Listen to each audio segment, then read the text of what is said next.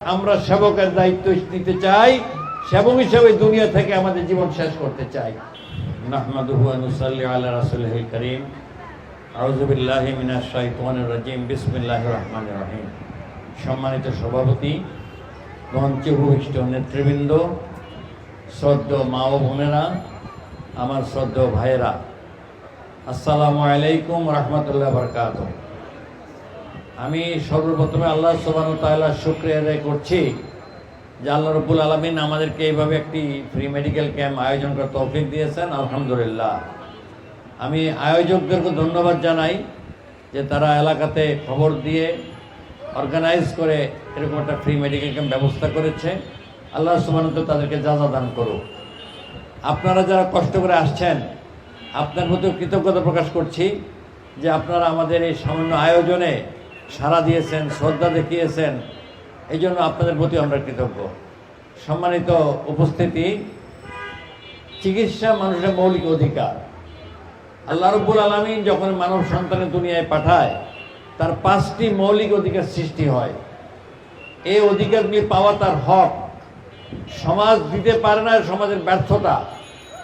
একটা মানব সন্তান দুনিয়া আসার সাথে সাথে যে তার 5টা অধিকার, তার ভাত, কাপড়, চিকিৎসা, শিক্ষা, বাসস্থান, এই 5টি অধিকার নিয়ে জন্মগ্রহণ করে এবং এই অধিকারগুলি দেওয়ার দায়িত্ব রাষ্ট্রের।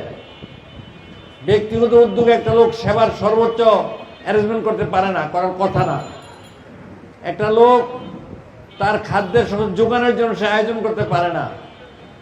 একটা মানুষ তার বাসস্থানের জন্য নিজে নিজে সব তৈরি করতে পারে না, সহযোগিতা দরকার।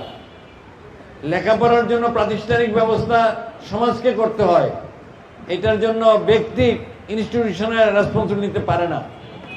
সুতরাং এই দায় দায়িত্ব পালন করার ক্ষেত্রে যে রাষ্ট্র যত সফল, যেই নেতৃত্ব যত সফল, সেখানকার মানুষের শান্তি প্রশান্তি তত বেশি সুন্দর।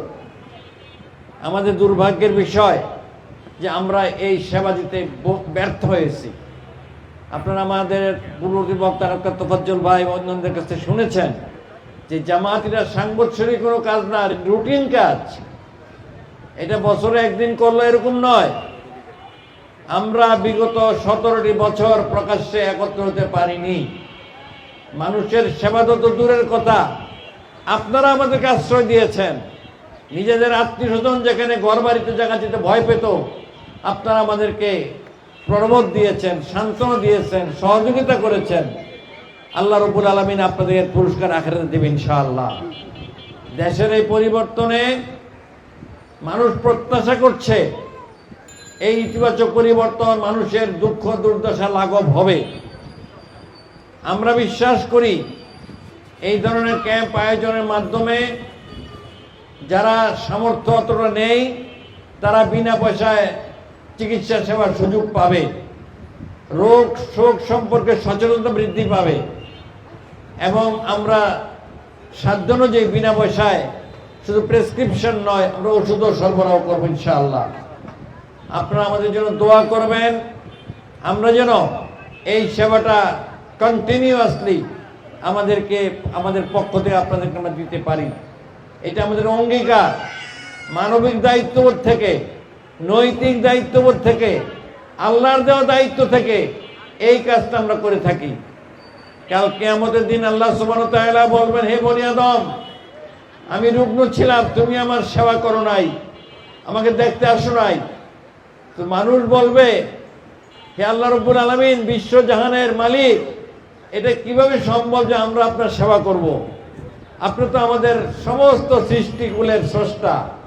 হ্যাঁ, আমার ওই বান্দা যখন অসুস্থ ছিল, তোমার প্রতিবেশী ছিল, কাতরাত ছিল, তাকে যদি তুমি সেবা করতে, তাহলে আমারই সেবা হইতো। সুবহানাল্লাহ।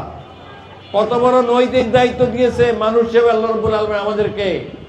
এভাবে যদি মানুষ তার দুঃখে সুখে পাশে থাকে, সমাজে কোনো কষ্ট, সমাজে কোনো অসুবিধা থাকার কথা না।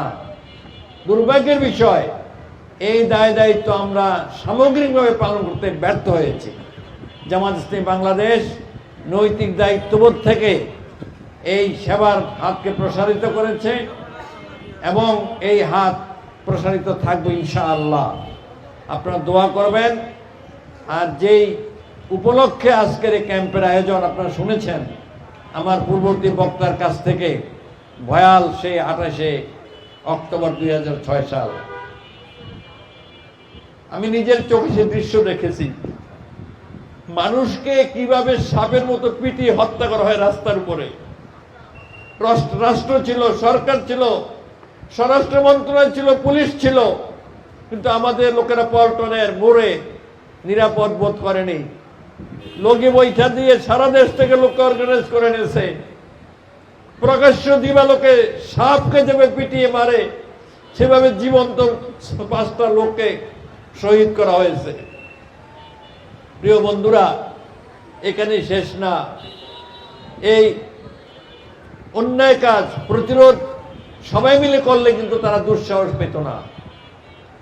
একটা রাষ্ট্রের এক সময়কার চিফ এক্সিকিউটিভ, পরবর্তী সময়েও তিনি প্রধানমন্ত্রী হয়েছেন, কি করে প্রকাশ্যে ঘোষণা দেয় যে লঙ্গি ওইটা নিয়ে আসো? কোন সমাজে বসবাস করছি আমরা?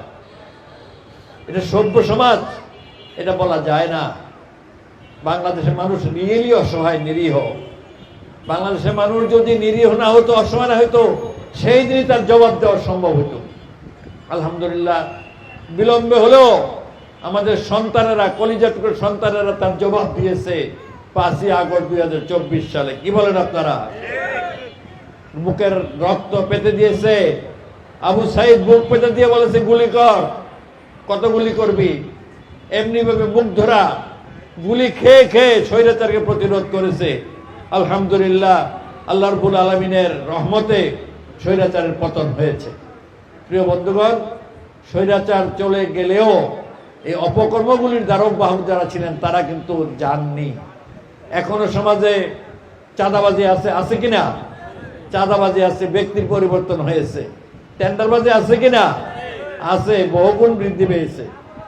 চাঁদাবাজি আছে, টেন্ডারবাজি আছে, দখল বাণিজ্য আছে কিনা? রাস্তা দিয়ে হাঁটা যায় না দখল বাণিজ্যের জন্য। সমস্ত অপকর্ম চালু আছে, শুধু পার্সন চেঞ্জ হয়েছে, ব্যক্তি পরিবর্তন হয়েছে। জামাত এমন একটা সমাজ চায় যে এই দুর্নীতি, চাঁদাবাজি, সন্ত্রাস মূলোৎপাটিত হবে ইনশাআল্লাহ সমাজ থেকে। আল্লাহ রাব্বুল আলামিন যদি সুযোগ দেন আমাদেরকে, আপনাদের সহযোগিতায়, ভালোবাসায়, সমর্থনে আমরা সমাজ থেকে সমস্ত ক্ষত চিহ্নগুলি মুছে দেবো ইনশাআল্লাহ। সমাজে আর কোনো চাঁদাবাজার স্থায়ী হবে না।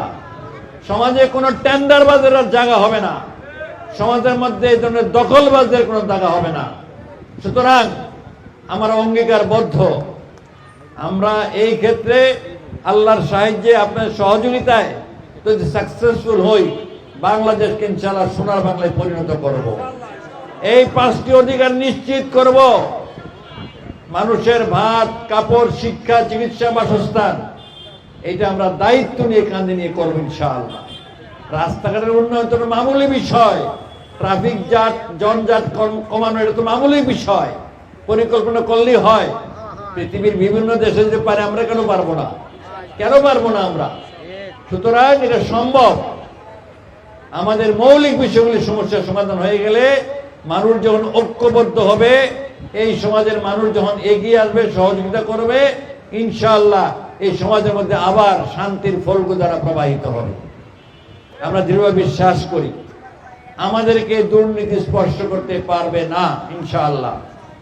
এটা আমরা অঙ্গীকারবদ্ধ। এই জন্য আমাদের আমির জামাত ডক্টর শফিক সাহেব বলেছেন যে আমরা শাসক হব না, সেবক হব ইনশাআল্লাহ। আমরা সেবক হব। সেবকের দায়িত্ব হচ্ছে সেবা পৌঁছে দেওয়া, আর শাসকের দায়িত্ব হচ্ছে রুল করা, শাসন করা।